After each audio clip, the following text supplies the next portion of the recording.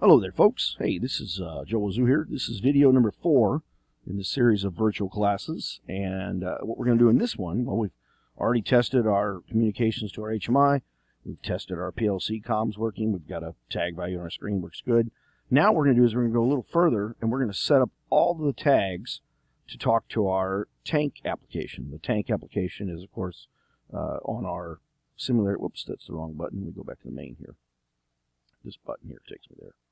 So we're going to be focusing on tank 1 for this application, and we have that spreadsheet full of other other tags that are coming from that we're going to set up.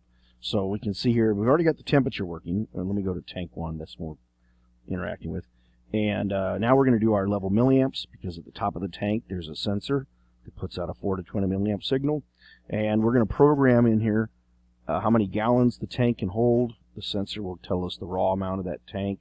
And then we've got some discrete values or tags that we're going to turn on and off the pump to fill up the tank, the valve to drain the tank. And then we have some diagnostics stuff coming back here. So we're going to be focusing on these in this application or this video. So I'm going to go back to Crimson here, and I'm going to go to the left side and go to data tags on the left side. And let me just take this down a little bit. This is the extracted program out of that screen. Now you're going to notice something. This curriculum I use, I teach both the HVAC class that covers these, and then below this folder thing here, there's nothing in there, but between this folder divider are the other tags that we're going to interact with this. So I'm going to click on the level milliamp, this guy right here. Notice, again, all these tags are blue because they're not mapped to anything. They're not connected to anything at this point. They're just internal tags. And if I go back to the Excel spreadsheet, notice that that's going to be mapped to 40,101. And notice here that it's going to be a real type. The temperature one was integer. I'll show you how to do the real type. It's going to be a read-only because it's from a sensor on top of the tank. And it has a 4 to 20 milliamp signal coming out of this. So I'm going to go back to Crimson, and I'm going to hit the pull down here where it says source. I'll go down to our RTU14. That's our PLC here. And I'll click on the holding registers here. That number was 101 from the spreadsheet, so I'm put over here a 101. However, before I hit the enter button, you see down here where it says data type, we're going to declare this as a word as real, which is going to make Crimson grab 2 consecutive 16-bit registers and put it into a 32-bit floating point number. So I'm going to choose word as real here, and I'll click the OK button. Notice also, team, that when you did that, the symbol over here went to a pi symbol. That's because it's a floating point number, so that's correct there. However, we want to make the axis read-only because this is a sensor input. So we're going to make it read-only because that's what the spreadsheet showed us. Again, let me go back to the spreadsheet. That's this one right here we're doing right here. Now, we need to format that as 4.00 to 20.00 as well. So I'm going to go back to Crimson. I'm going to click on the Format tab here, on the Format tab. And on the Format tab, I'm going to put, right now, I'll just put in here the min and max we know is 4.00 to 20.00. Okay. But I go a little extra step further here because behind the scenes, Crimson will allocate like 5 digits to this whole thing. So I always go hit the pick button here, and I'm going to declare this as a numeric type. I'll click OK. And the reason I do that is because then I can declare digits before and digits after. Now, obviously a 4 is a 1 digit, but 20 is 2 digits. So I'm going to change the 5 here to a 2. Boom. And then since I want .00, I'm going to change digits after decimal point, 0 to a 2 as well. Now, I might add a little extra step in this one, since this is a milliamp sensor. If I take the slider bar down here where it says units, I can put in a little m big A here, and that'll add that to that tag throughout here. Let's go to the next tag, level max. I'll click over here on that guy, go back to the mapping table. Notice here that level max is this next tag right here.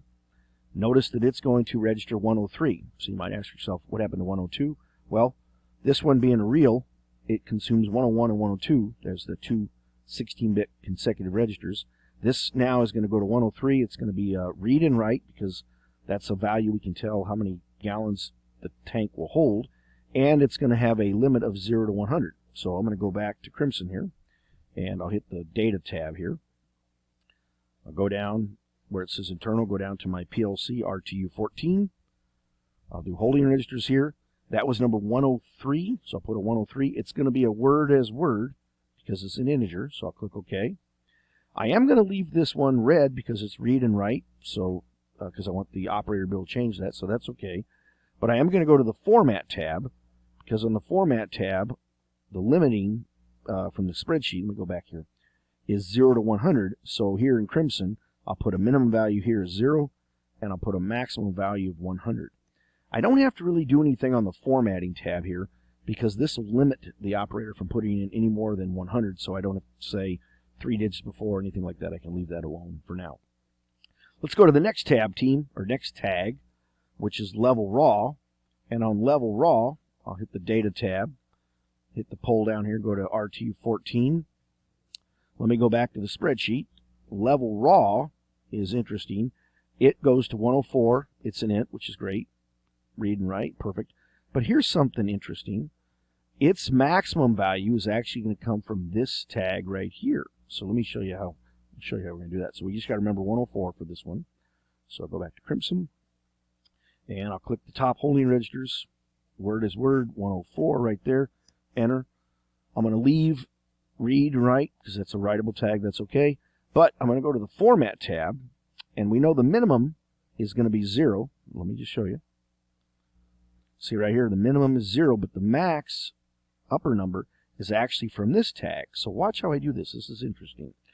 I want this here to come from the tag called Level Max.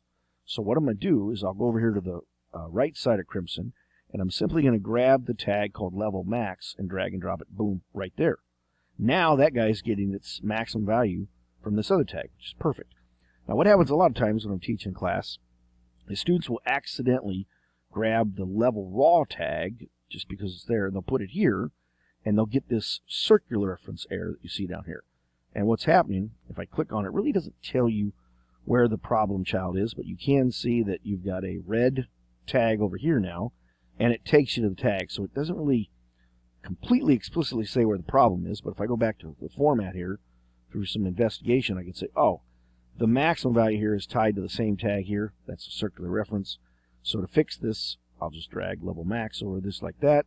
Notice I still have the error down here, but once I take my mouse and go over this, Crimson recompiles, fixes the error. Perfect. All right. Let's move on to the next tags. Now look over here. The next 4 tags are a different shape. These are flag tags. In our software, a flag tag is a discrete or a Boolean tag. Okay. So if I click on the pump tag here, I'm going to go to the Excel spreadsheet, and I can see that my pump, valve, overflow, and drain flow are all mapped to the same 105 register, but they got a .00 here, 01, 02, and 03. The dot means it's looking at a specific bit within that whole 16-bit word. Now, other packages might have this as a slash, like Allen Bradley software shows the bit number as a slash, if you will, in their word and orientation. In this case here, I put a dot for this. So I'm going to go back to Crimson, and I'm going to hit the pull down here, go down to my PLC, holding registers. I'm going to put a 105 over here. Now this is going to be weird, but I'm going to leave this as a word as word. Even though we're mapping to a bit, I'll show you how we're going to do that. So I'll click the OK button. We'll leave it red because it's something we want to turn on and off. But you notice right here how it says bit number and it's kind of grayed out right here? Well, if I hit the pull down right here where it says treat as unsigned integer, I can declare this as a bit array, break up the 16 bits in there as individual elements, and parse it one way or the other. Now, the difference between bit array little endian and bit array big endian is what bit's coming in first. Is it bit 15 coming in first, or is it bit 0? Well, I can tell you the way this thing's configured that it's going to be bit array little endian. That's how it's coming in. And now look, team, I can actually declare pick a different bit number between 0 and 15 because that's 16 bits. Well, it's going to be bit 0, so I'll leave that alone there. Let me look at something else here on the spreadsheet. We just have on and off for our listing here, so that's okay. What I mean by that is if I go to the Format tab, it says right here on and off. Okay, that's perfect. Let me click on the valve tag, and I'll click the Data tab here. The valve tag is also to same register 105, but it's going to go to bit number 1, and it has a little different declare over here. So I'm going to go here, hit the pull down here, go down to that PLC, click the top holding registers. Over here I'm going to put in a 105, enter. And this one's going to be bit number 1, so I'll choose bit array Little Indian, change this to bit number 1, perfect. However, the valve tag, if I go to the Format tab here, the valve tag, it actually has, according to the spreadsheet mapping, when it is on, it is opened, and when it's off, it's in the closed position. So that means here I'm going to put opened, and down here I'll put closed. Instead of on-off, it would be open and closed because it's a valve. All right, so let's go to the next tag, which is overflow. Overflow and drain flow are some diagnostic information coming from this. So on the overflow, I'll click the data tab here. I'll go down and map that to my RTU. Holding registers, same exact register, 105 in this case, since we're looking at tank 1. And this is going to be bit number 2. Bit array Little Indian, bit number 2. Whoops, there we go. Bit number 2. And this one's going to be read-only because it's a diagnostic guide. Now look, if I go back to the spreadsheet, it apparently just says off in the off position, but when it's on, the tank is overflowing. So I'll go here, and I'll go to the Format tab, and in the on state, I will say overflowing. Okay, and let's click on the drain flow tag and go to Data tab. It's going to be the same exact register, 105. So holding register is 105 here. And it's going to be bit number 3 this time. Bit array Little Indian, bit number 3. It's going to be read-only because that's diagnostics. But the Format tab for this one, what does it say over here in the spreadsheet? So apparently that sensor is at the bottom of the tank, and it will trip to the to the empty condition when there's no water flowing out. So it's kind of a flow, no flow sensor that's at the bottom of the tank. So in the on state here, I'm going to put the word empty here. Perfect. All right, that looks good. All right, so I think that we have all of our tags mapped correctly. Now I want to test this and see if it'll work. So I'm going to go over here to display pages, and you'll notice something here, team. I've got this thing over here, and what we're going to do, or what we do in the virtual class, is we kind of take this screen and we split it in half. We use this side over here for our raw testing, and then eventually we're going to build graphics on the right side. So I'm going to take this thing that we're playing with in video number 3, make it a little smaller, and now I want to see if all these tags will work. So I'm going to go over to the right side, go to Data Tags on the right side, and I'm going to click on my level milliamps, and watch this trick. I'm going to hold down my Shift key on my laptop, or on my keyboard, and I'm going to click on Drain Flow. Notice it highlights all of those tags. So once I have all of them highlighted, I'll drag all of them out here like this, and once I get them on the page, I'll grab right here, and I'll make them a little bigger like this. Okay? So let's test this just to see if these work. And before I download, I'm going to pull up, there's the web page for that HMI that's currently running. So let's go ahead and download this to the screen. Boom. Send it down. Let's see what our web page shows up here.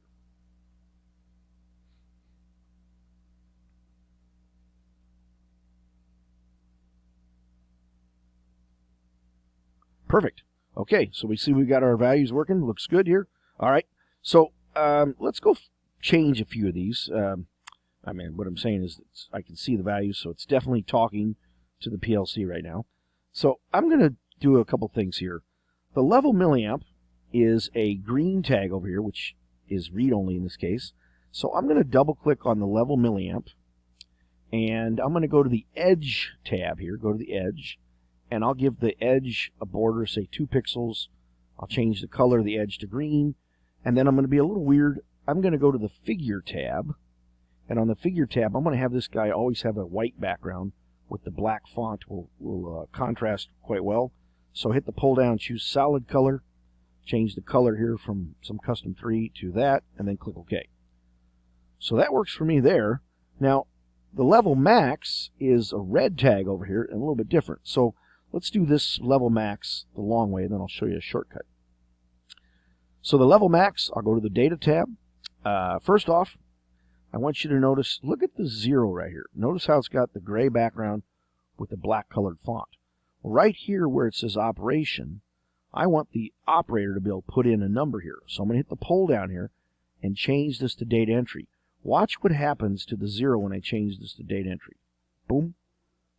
Look, it gets inverted. So that's a telltale sign that a field in Crimson has been enabled for data entry. So that's one thing that's good there. Now I have a rule on data entry fields.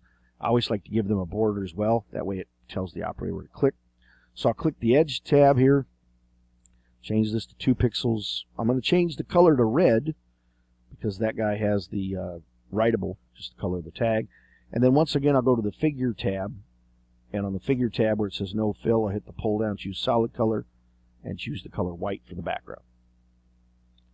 All right, let me zoom in so you guys can see this a little better. Okay, so I mentioned something about a shortcut. Well, if you quickly and easily wanted to just make these be data entry, you could easily do this. You can click away, hover over the level raw, click one time. Well, let me click again. You should eventually get this ghosted box. This icon right here, team, does the exact same thing. Notice how the colors get inverted. That does the exact same thing. But really what I want to do is I want to apply all of these attributes from that guy to this one, and this one here. So watch what I do. I'm going to click on the valve, hold down my shift button, click on the pump, and then click on the level raw. I've now selected all 3 of those. You can tell down here it even says selected. With all 3 of those selected, I'm going to right click over there anywhere, and I'm going to choose copy from, and I'm just going to select copy all formatting. So it's asking me, who do you want to copy the format from? Well, this one here is the one I did. So I'll click here, boom, there it is. And then I want these 2 to follow the formatting of this guy. So I'm going to click here, hold down the shift button, click on the drain flow, right click over both of them to copy from, select all formatting, and click right here, boom. And now I got it like that. All right, let's test this now. So I'm going to go ahead and save this to my hard drive. And I'll go ahead and download it to our screen. Let's see what happens.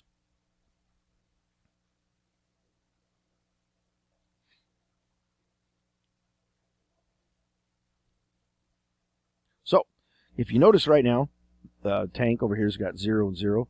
So if I say I want to go to 20 gallons, max capacity, I'll click here on level max, type 20 in, boom. And notice when I did that, over here, this guy took on the properties of 0 to 20, which is perfect. That looks great. Now, if I go click on pump here and turn on my pump, this is the long way. We'll go through another way here later. Go ahead and turn that on. Look, team, the pump is turned on.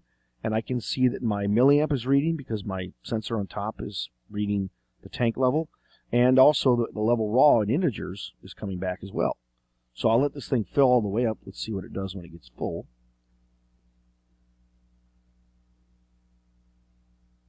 Now notice when it got full, 2 things happened. Over here on the PLC simulator, I get overflow here. And more importantly, here on my HMI that we're writing, I get overflow. Perfect. So I would gather that if I was to go turn my pump off by clicking on the pump, hit the down arrow and hit that, boom, turns off the overflow. The tank is completely full right now. That's correct. What if I go here to the valve closed and go ahead and turn this, open the valve? Notice the word changes because of what we did on the format tab. Go ahead and do that, boom. Now the valve is open right here on the picture. And let's let this thing drain all the way down.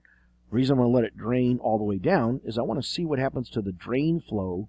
There's a sensor here at the end. You can't really see it in the picture, but there's a sensor that indicates flow, no flow situation when the valve is open. So let's see what happens here. So notice when the valve is opened and there's no water coming out, the drain flow sensor then triggers empty. So if I turn this valve, close it, go close my valve, you'll see that the drain flow sensor goes away because there's nothing flowing by it then. Well, there's nothing when it's empty anyway, but it kind of works in conjunction with the valve. The valve must be in the open state for the sensor to declare if there's water in or not. So let's see, what if I do this? What if I go turn on my pump right now? So if I turn on here, boom. Notice it says the tank is not empty because theoretically what's happening right now is I'm putting water in the tank, but the valve's open, so it's draining out. So if I go ahead and close my valve, boom, right there, and we can start to see our tank fill up right away. Of course, if I open the valve while it's filling up, you'll see that the water comes out. It's not going down because it drains at the same level that it's filling up. So you can see the water here coming out. If I turn off my pump,